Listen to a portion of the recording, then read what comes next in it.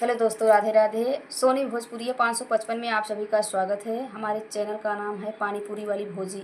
मतलब एक ही चैनल पर दो नाम है, पानीपुरी वाली भोजी और सोनी भोजपुरी 555। और आप लोगों के बीच में एक बहुत ही प्यारा सोहर गीत जा रहा है। आप लोग कमेंट में ज़रूर बताना अपने वाले में कैसे लगा। और ये हमारी दीदी आई हैं हमारे घर पे, तो इनके चैनल का नाम है, एक चैनल का नाम है बसंती देवी और दूसरे चैनल का नाम है सपना ऑफिशियल। तो आप लोग दीदी के चैनल पे जाके थोड़ा सपोर्ट करो, सब लोग सपोर्ट करो। जैसे आप लोग अपना दुलार प्यार हमें दिए हो, वैसे दीदी को भी अपना दुलार प्यार दीजिए। इनका भी चैनल मोनेटाइज हो जाए और हम सब साथ में रहने वाले हैं। कम से कम साथ में रहेंगे तो ज़्यादा ही आनंद आएगा। तो सपना ऑफिशियल और बसंती दीदी दोनों चैनल को आप लोग विजिट करिए और इनके चैनल को आगे बढ़ाने की कोशिश करिए आप सब लोग। और लीजिए सुनिए बहुत ही प्यारा सोहर गीत। पहला महीना जब लागई मिलिया पे मन डोलई हो। पहला महीना जब लागई मिलिया पे मन डोलई हो। ससुराई देता हमके मिलिया लालन हमरे होई है त दादा कही बोलई हई हो। ससुरु हमारे जय होई है होरी लवात दादा कही बोलई हई हो। दूसरा महीना जब लागैया चरवा पे मन डोलई हो। दूसरा महीना जब लागैया चरवा पे मन डोलई हो।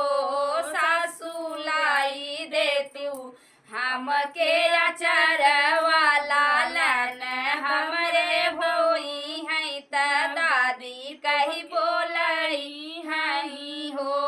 सासू लाई देतू हमके अचरवा लालन हमरे होई है त दादी कही बोलई हई हो।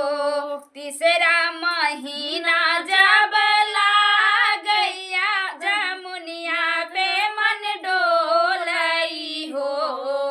तीसरा महीना जब लागई जमुनिया पे मन डोलई हो। जेठा लाई देता हमके जमुनिया लालन हमरे होई है त ताऊ कही बोलई हई हो।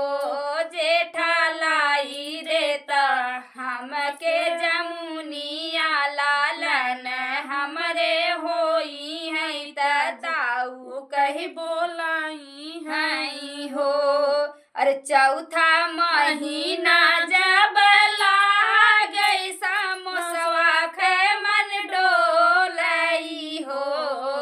चौथा महीना जब लागई समोसवा पे मन डोलई हो। जेठनी लाई देतू हमके समोसवा लालन हमरे होई है बड़ी मम्मी कही बोलई हई हो। जेठनी लाई देतू हमके समोसवा लालन हमरे होई है बड़ी मम्मी कही बोलई हई हो। पांचवा महीना जब लागई चाउमिनिया पे मन डोलई हो।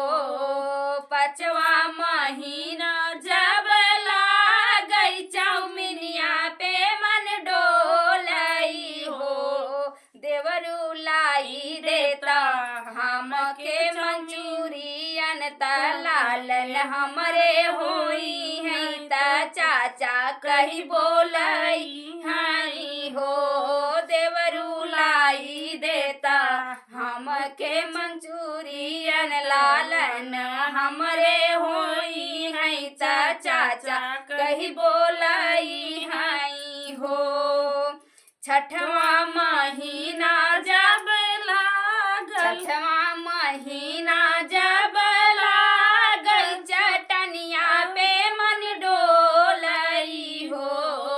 छठवा महीना जब लागल चटनिया पे मन डोलई हो ननदी लाई देत्यो हमके चटनिया लालन हमरे होई है बाबुआ कही बोलाई है हो ननदी लाई देत्यो हमके चटनिया लालन हमरे होई है बुआ कही बोलाई है हो।